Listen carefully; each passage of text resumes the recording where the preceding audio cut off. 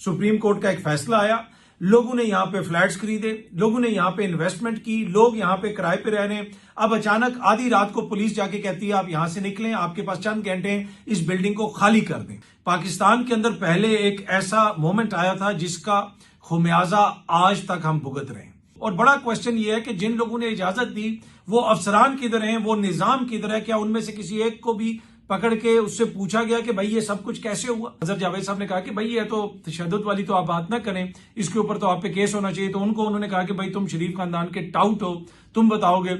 Israel ने जो उसके सिस्टम है, एयर डिफेंस सिस्टम है, उसको यूएई पहुंचा दिया है। जी हाँ जी। तो इस वक्त आप कह सकते हैं कि यूएई की जो सरजमीन है वहां पे इस्राएली फौज पहुंच चुकी है। अस्सलाम वालेकुम, उम्मीद है कि आप सब लोग खैरियत से होंगे। कल आधी रात को इस्लामाबाद पुलिस ने 1 कॉन्स्टिट्यूशन एवेन्यू को खाली करवाने के लिए वहां पे एक तरह से रेड किया। वहां पे पुलिस गई और वहां के जो रिहायशी हैं उनको कहा गया कि फौरन इस बिल्डिंग को खाली कर दें। ये सामने आप बिल्डिंग देख सकते हैं। माजी में भी इस बिल्डिंग का तनाजा चलता रहा है। कहा यह जाता है कि एक होटल की ली गई बुनियादी तौर पे एप्लीकेशन वगैरह दे के उसका अप्रूवल लिया गया, लेकिन यहां पे बना एक रिहायशी बिल्डिंग दी गई, बल्कि ये 2 टावर्स बना दिए गए। लेकिन मेरा मसला यह है कि ये सुप्रीम कोर्ट ऑफ पाकिस्तान से बाद में रेगुलाइज हुई। सुप्रीम कोर्ट का एक फैसला आया, लोगों ने यहां पे फ्लैट्स खरीदे, लोगों ने यहां पे इन्वेस्टमेंट की, लोग यहां पे किराए पे रह रहे हैं। अब अचानक आधी रात को पुलिस जाके कहती है आप यहां से निकलें, आपके पास चंद घंटे हैं, इस बिल्डिंग को खाली कर दें। अच्छा, इससे पहले भी जो इस्लामाबाद में हो रहा है, इस्लामाबाद के आगे पीछे जो आबादियां हैं, वजीर आजम हाउस के पीछे जो आपको पता है बरी इमाम वाला इलाका है, वहां पे भी कार्रवाइयां होती रही। वहां पे भी लोगों की बिल्डिंग्स को, घरों को जिस तरीके से गिराया जा रहा है वो भी रिपोर्ट होता रहा। लेकिन अब ये जो बिल्डिंग है ये कॉन्स्टिट्यूशन एवेन्यू पे है, इस वजह से सोशल मीडिया के ऊपर ज्यादा शोर पड़ रहा है। और बहुत सारे ऐसे सहाफी दानिश्वर जो आम बंदे के हवाले से तो बात नहीं कर रहे थे, लेकिन अब इसके ऊपर काफी ज्यादा बात कर रहे हैं।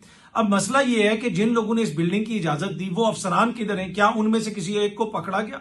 किसने कहा कि भाई आप ये बिल्डिंग्स यहां पे बना सकते हैं? फिर फ्लैट्स बिकते रहे, लोग खरीदते रहे, बुकिंग होती रही, लोग पेमेंट्स देते रहे, लोग वहां पे शिफ्ट हो गए, लोग वहां पे किराए पे रहते हैं। किराए नामों के ऊपर यकीनन दस्तखत किए गए होंगे, किराए नामों की यकीनन स्क्रूटनी की गई होगी मुतलका इदारों की जानिब से। बड़ा वो एहसास इलाका है, तो अरसा दराज से ये सब कुछ चल रहा था। अब अचानक आधी रात को पुलिस भेज के कहा जा रहा है कि इसको आप खाली कर दें, कि जनाब वो लीज को ये हो गई या वो हो गई। मेरा क्वेश्चन वही है कि भाई वो सारा निजाम पहले किधर था? देखिए, कुछ चीजें बड़ी इंपॉर्टेंट होती हैं, वो आपको समझने की जरूरत होती है। पाकिस्तान के अंदर पहले एक ऐसा मोमेंट आया था जिसका खुमियाजा आज तक हम भुगत रहे हैं, और वो था कि जब फॉरेन करेंसी अकाउंट जो है वो सीज कर दिए गए थे, मुंजमद कर दिए गए थे नून लीग की हुकूमत में 90s में। और उसके बाद लोगों ने पाकिस्तान के अंदर अपने डॉलर, अपनी दीगर जो करेंसी है वो रखना छोड़ दी थी। और उसके बाद से लोग फिर वो कहते हैं जी पैसा बाहर चला गया, फिर लोगों ने पैसे बाहर रखने शुरू कर दिए कि यहां पे तो हुकूमत किसी टाइम भी आपकी करेंसी को सीज कर लेगी, आपके जो फॉरेन डॉलर्स हैं उनको उनके ऊपर एक तरह से वो कब्जा कर लेगी, तो यहां पे पैसा रखना ही नहीं है। उसका खुमियाजा आज तक हम भुगत रहे हैं। ये जो रात को हरकत हुई है ये वो दूसरा मोमेंट है। अभी दुबई वगैरह में जो जंग के बाद हुआ, बहुत सारे लोग यकीनन सोच रहे होंगे कि पाकिस्तान में इन्वेस्ट करें। इस हरकत के बाद आप समझते हैं कि कोई आके पाकिस्तान में इन्वेस्ट करेगा? यहां पे बहुत सारे मसाइल होंगे, लीगल बहुत सारे इश्यू होंगे, लेकिन भाई ये सब कुछ बनने क्यों दिया गया? क्या आप समझते हैं कि इस वक्त कोई सोचेगा कि मैं आके पाकिस्तान की किसी बिल्डिंग में इन्वेस्ट करूं? ये कहते हैं जी वजीर आजम हाउस के पीछे हम मैनहट्टन बना रहे हैं। मैंने उस दिन भी कहा था कि मैनहट्टन आइसोलेशन में नहीं बनता। आपको आइन और कानून की अमलदारी जब तक नजर नहीं आती कोई आके इन्वेस्ट नहीं करता। आपको न्यूयॉर्क टाइप की कानून की अमलदारी भी अपनानी होगी। तो यहां पे जो लोग रह रहे हैं, किराए दिए हुए, एडवांस दिए हुए, और जिन लोगों ने वो फ्लैट्स खरीदे हुए, उनका क्या कसूर है? वो तो बिल्डर्स नहीं है, वो तो एक आम बंदा है। वो देख रहा है जी इस्लामाबाद में एक प्रोजेक्ट है, इश्तिहार आ रहे हैं, बड़े बड़े लोग वहां पे खरीद रहे हैं, चलो मैं भी खरीद लेता हूं। उस बेचारे का क्या कसूर है? मेरे ख्याल में जो फॉरेन करेंसी अकाउंट्स बंद किए गए थे, ये उसके बाद दूसरा वो मोमेंट है कि जिसके बाद पाकिस्तान के रियल एस्टेट में किसी ने भी इन्वेस्ट करना है तो वो 4 दफा सोचेगा। जो कह रहे थे ना लोग कि दुबई में ये हो गया, तो अब वो सोचेंगे पाकिस्तान में इन्वेस्ट करें। यहां पे लोग सोचेंगे कि भाई यहां पे बाकी जो सारी बिल्डिंग्स हैं, ये नई बिल्डिंग्स बड़ी बड़ी बन रही हैं, क्या वो महफूज हैं? क्या उनकी इजाजत है? 4 साल बाद, 10 साल बाद पता चले एक और हुकूमत आए और वो कहे नहीं जी ये तो सब कुछ इलीगल है। सुप्रीम कोर्ट का फैसला भी आ चुका, उसके बाद भी कहें जी सब कुछ कैंसिल है, फारिग हों, निकलें। तो मेरे ख्याल में ये जो कुछ किया गया है, यकीनन एक तो ये शो करता है कि चीजें महदूद नहीं रहती। जब वो चलना शुरू होता है ना, बिल्डोजर चलना शुरू होता है लोगों के हकूक के ऊपर, तो फिर कोई एक फरीक मुतासिर नहीं होता, फिर ओवरऑल सबको ही उसका खमियाजा भुगतना पड़ता है। इसी बिल्डिंग के अंदर बैठ के बहुत सारे लोग हुकूमत की तारीफें भी करते होंगे, निजाम के हक में भी बातें करते होंगे, बहुत कुछ करते होंगे, और अब उनमें से बहुत सारे लोग जो हैं वो तलखी का भी इजहार कर रहे हैं। लेकिन बात यही है कि जब आप इस तरह शुरू हो जाते हैं, जब वो कानून की अमलदारी ना हो और अपनी मर्जी के मुताबिक चीजें हों और सब कुछ ऐसे चलाया जाए, तो फिर बहुत सारी चीजें ऐसी होती हैं कि जिससे पहले महदूद लोग मुतासिर होते हैं और आहिस्ता आहिस्ता वो जो मुतासरीन है उनकी तादाद में इजाफा होता जाता है, जब लोगों के राइट्स कर्टेल हों, बहुत सारी ऐसी चीजें हों। एनीवे, जिस तरह मैंने आपको पहले भी कहा कि जी ये वो मौका है या ये वो लम्हा है जिसमें हम देख रहे हैं कि वो जिस तरह फॉरेन करेंसी अकाउंट्स को सीज किया गया था और लोगों ने यहां पे पैसे रखने बंद कर दिए थे, अगर ये मामला कोई सही तरीके से हल नहीं हुआ तो आप देखेंगे कि उसके बाद फिर पाकिस्तान में वो जो रियल स्टेट में लोग आके इन्वेस्टमेंट करते हैं, ओवरसीज पाकिस्तानी, ये वो पहले ही डरे होते हैं। तो क्या लोग फिर रियल स्टेट में इन्वेस्ट करेंगे कि 10 साल बाद ये चेंज हो जाए, 15 साल बाद वो चेंज हो जाए और कहें कि भाई निकलो यहां से भागो? और बड़ा क्वेश्चन ये है कि जिन लोगों ने इजाजत दी वो अफसरान किधर हैं, वो निजाम किधर है? क्या उनमें से किसी एक को भी पकड़ के उससे पूछा गया कि भाई ये सब कुछ कैसे हुआ? आम जो इन्वेस्टर है उस बेचारे को, या आम जो बंदा है जिसने अपने लिए घर बनाया, फ्लैट बनाया, उसको क्यों ये कीमत अदा करनी पड़ रही है? तो ये एक बड़ा क्वेश्चन है। अच्छा, दूसरी बात यह है कि अब ये किया क्यों जा रहा है? कहा जा रहा है कि जी उसकी लीज वगैरह कैंसिल होगी और कोई इस्लामाबाद हाई कोर्ट से कोई हुक्म वगैरह भी आया, लेकिन सुप्रीम कोर्ट से पहले मामला रेगुलाइज हो चुका है। लेकिन यकीनन हो सकता है कोई उसमें कानूनी और आईनी मसला हो जिसको मद्देनजर रखते हुए मोअज़्ज़िज़ अदालत ने फैसला दिया हो। लेकिन इसको अचानक जो खाली करवा के करेंगे क्या, ये भी एक क्वेश्चन है ना जहन में। तो ये मैंने एक हुकूमती शख्सियत से पूछा, इंपॉर्टेंट हुकूमती शख्सियत है, सियासी शख्सियत है। मैंने उनसे आज सुबह ही पूछा कि भाई ये क्या हुआ, रात को क्या हो रहा है? पहले तो मैंने पूछा आपका तो कोई उधर फ्लैट नहीं? उन्होंने कहा जी मेरा तो कोई नहीं है, पर फलाने बंदे का, फलाने बंदे का, फलाने बंदे का। मैंने कहा चले, अच्छी बात है। एनीवे, मैंने पूछा भाई ये हो रहा क्या है, करना क्या चाह रहे? उन्होंने कहा यार मेरे पास कंफर्म कोई खबर नहीं है, मुझे भी नहीं पता, लेकिन अभी मेरी एक दो लोगों से बात हुई है और रूमर हैज इट, मतलब कि जो बाज गश्त है, जो बातचीत आगे पीछे चल रही है, वो ये है कि इसको खाली करा के यहां पे लग्जरी होटल बनाया जाएगा। इसको लग्जरी होटल में कन्वर्ट कर दिया जाएगा, क्योंकि माजी में भी जो इसकी इजाजत वगैरह मिली थी वो होटल के लिए मिली थी। तो अब ये आ रही, अब ऐसा होता है या नहीं होता? क्योंकि आपको याद है कि अमेरिकन यहां पे आए थे तो वो बड़ा मसला बना था, सरीना होटल खाली करवाया गया था। तो अब ये जो लग्जरी होटल बनाया जाएगा, ये किसके अंडर होगा? अगर ऐसा होता है, ये खबर कंफर्म नहीं है, एक हुकूमती शख्सियत ने कहा कि उन्होंने उड़ती उड़ती ये खबर सुनी है, तो वो मैं आपके साथ शेयर कर रहा हूं। अगर ये कंफर्म होती है खबर और ऐसा होता है तो फिर हम आपके साथ कंफर्म खबर भी शेयर कर देंगे। और दूसरा ये है कि अब ऐसा होगा तो वो सामने नजर आ जाएगा कि क्या हो रहा है। तो ये जनाब सूरत हाल है इस बिल्डिंग के हवाले से। अच्छा, एक और जो चीज बड़ी इंपॉर्टेंट है वो आपसे शेयर करनी है। आपने देखा होगा कि वो कहते हैं जी सियासत में बड़ी बद तहजीबी आ गई, गैर शाइस्तगी आ गई, और जो एक जमात है उसने ये कर दिया, वो कर दिया। एक और जो हुक्मरान जमात है उसका जो एक बंदा है, उसकी वीडियोस जो आजकल वायरल हुई हुई हैं, उसका जो एक सिंपथाइजर है, जो सपोर्टर है, और जितनी वो लग और गंदी जुबान इस्तेमाल करता है, वो तो उसके ऊपर काफी ज्यादा बहस हो रही है। लेकिन एक और जगह पे ही सियासत के हवाले से मुकालमा हो रहा था। सीनियर सियासतदान जवाद अहमद साहब और सीनियर सहाफी अजहर जावेद साहब मुकालमा कर रहे थे, और जवाद अहमद साहब को अजहर जावेद साहब ने कहा कि भाई आप जिस किस्म की बातें करते हैं कि इसके मुंह पे थप्पड़ मारो, इसको नीचे लटा के मारो, ये कौन सी सियासत है? ये तो अदम बर्दाश्त है, ऐसी बात तो नहीं होनी चाहिए। इस तरह की बातें करने के ऊपर आपके ऊपर पर्चा होना चाहिए। आगे से जवाद अहमद साहब ने अजहर जावेद को कहा कि भाई ये इसको बड़ी बड़ी गालियां निकालो, ये करो, वो करो, इस तरह की उन्होंने बात की। उन्होंने कहा कि भाई अब ये शरीफ खानदान का टाउट जो है ये हमें बताएगा। तो ये मेरे ख्याल में अदम बर्दाश्त, हम कहते तो जिस जमात को हैं, उस जमात का कौन सा लीडर कहता है कि मैं लोगों को लिटा के मारूंगा, मैं ये करूंगा, वो करूंगा? अब ये जो सीनियर सियासतदान हैं जवाद अहमद साहब और इसी तरह अवाम राज तहरीक के जो है रूए रवा इकरार भाई, वो लोग ये कहते हैं कि जी मुल्क का सियासी माहौल खराब हो गया, ये हो गया, ये जमात जिम्मेदार है। लेकिन अब आप इनके अपने रवैये देख लें। एक जो एयरपोर्ट पे कभी थोड़ी सी तलखी का इजहार करते हैं, जवाद अहमद कहते हैं थप्पड़ मार दूंगा, ये कर दूंगा, वो कर दूंगा। सीनियर सहाफी हैं जनाब अजहर जावेद साहब, उनके साथ मुकालमा कर रहे हैं, और अजहर जावेद साहब ने कहा कि भाई ये तो तशद्दुद वाली तो आप बात ना करें, इसके ऊपर तो आप पे केस होना चाहिए। तो उन्होंने कहा कि भाई तुम शरीफ खानदान के टाउट हो, तुम बताओगे। तो भाई ये अदम बर्दाश्त किस में है? ऐसी बात अगर कोई पीटीआई का सियासतदान करे तो उसके हवाले से ये लोग क्या कहेंगे, किस किस्म के उसके ऊपर इल्जामात लगेंगे। पर एनीवे, जिस तरह मैंने आपको कहा कि ये जो सीनियर सियासतदान है जवाद अहमद साहब, उनकी पार्टी भी मैदान में है, और उसके साथ साथ जो है इकरार भाई की पार्टी भी अब आ गई है।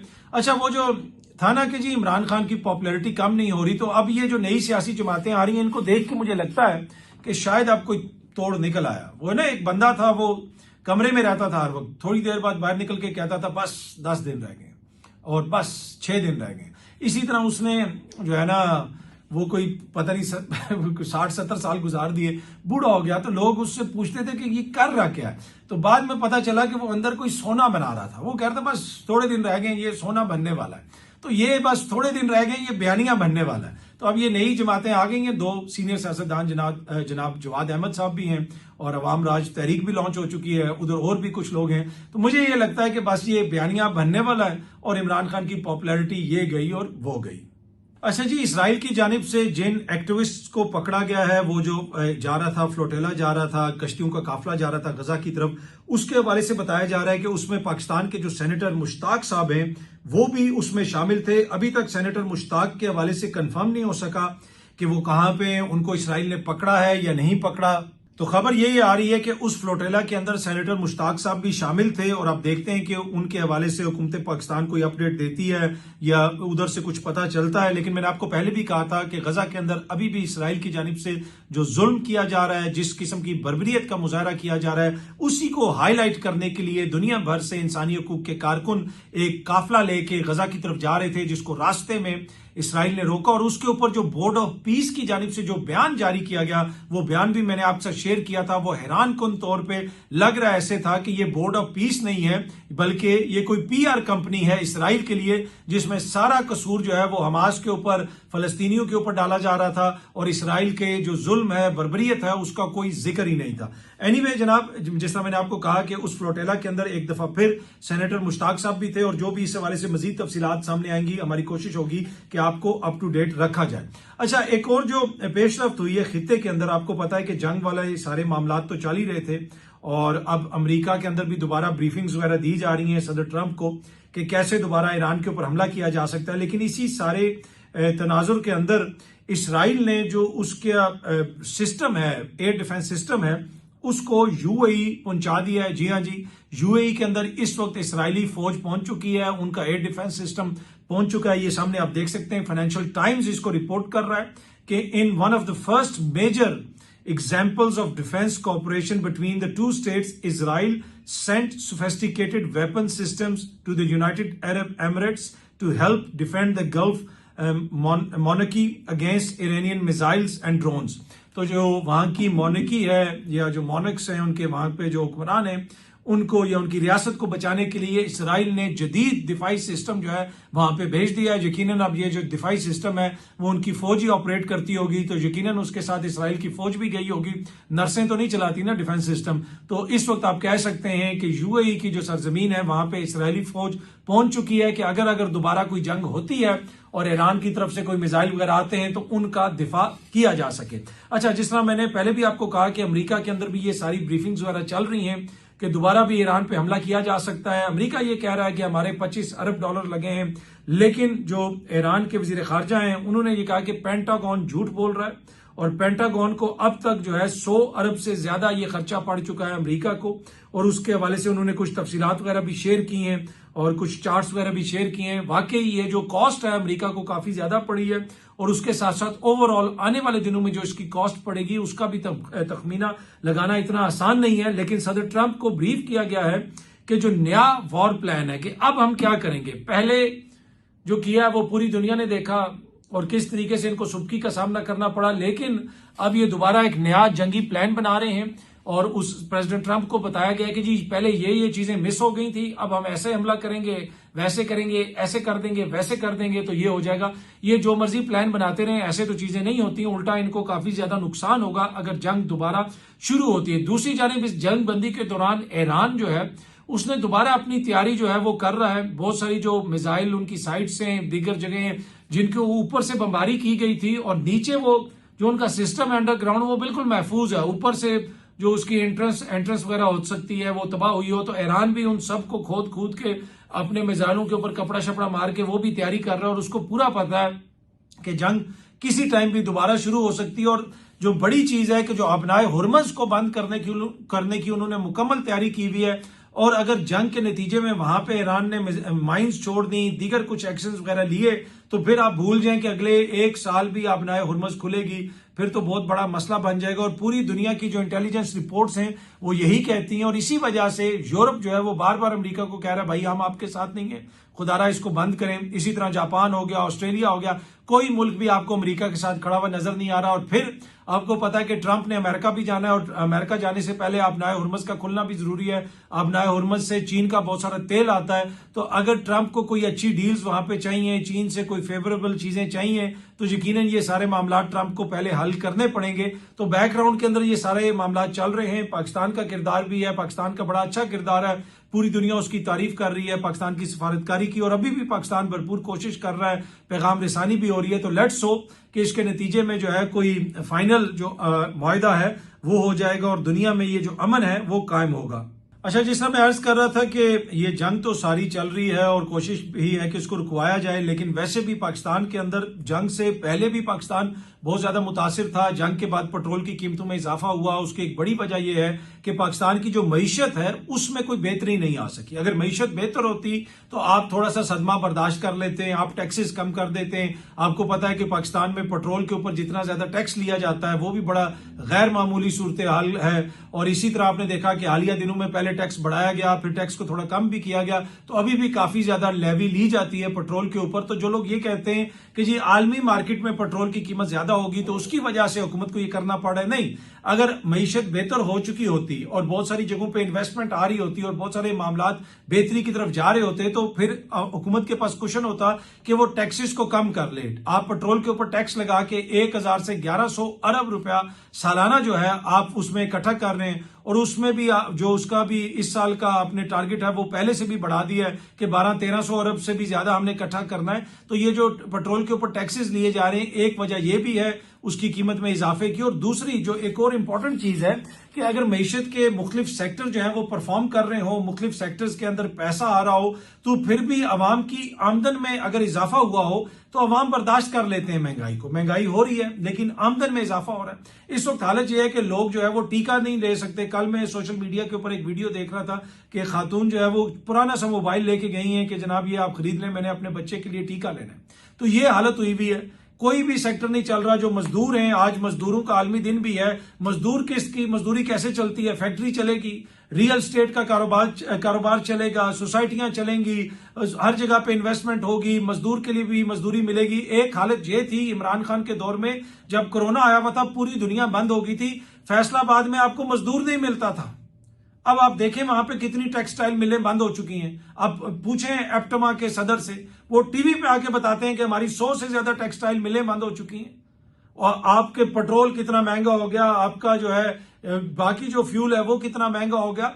अगर आपने वो महंगा करना ही है, बहुत जरूरी है। अगर दीगर सेक्टर्स जो है वहां पे कारकर्दगी बेहतर होती तो शायद वो लोग उनके लिए वो थोड़ी सी कॉम्पनसेशन हो जाती, लेकिन कोई भी सेक्टर उस तरीके से चल नहीं रहा।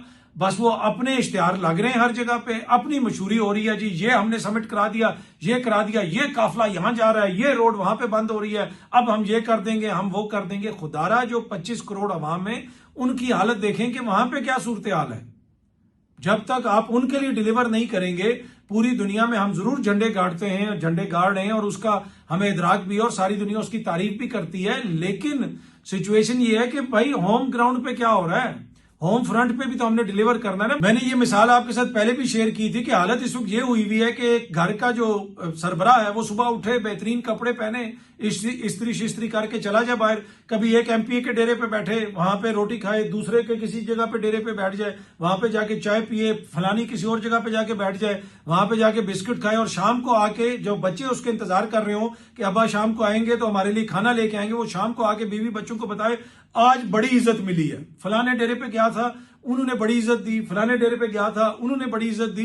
तो बच्चे भी सोच रहे होंगे भाई हम सुबह से भूखे बैठे हुए, आप तो इज्जत खा के आ गए, रोटी हमारे पेट में इज्जत तो नहीं सिर्फ चाहिए ना, पेट में रोटी भी चाहिए। तो इज्जत तो बहुत ज्यादा हम कमा रहे हैं, लोगों के जो पेट हैं उनको भी हमने पालने हैं, थोड़े सा पैसा भी हमने कमाना है, तो उस तरफ भी तवज्जो देने की जरूरत है। बहुत जल्दी अब सब दोस्तों से दोबारा मुलाकात होगी। Thank you very much.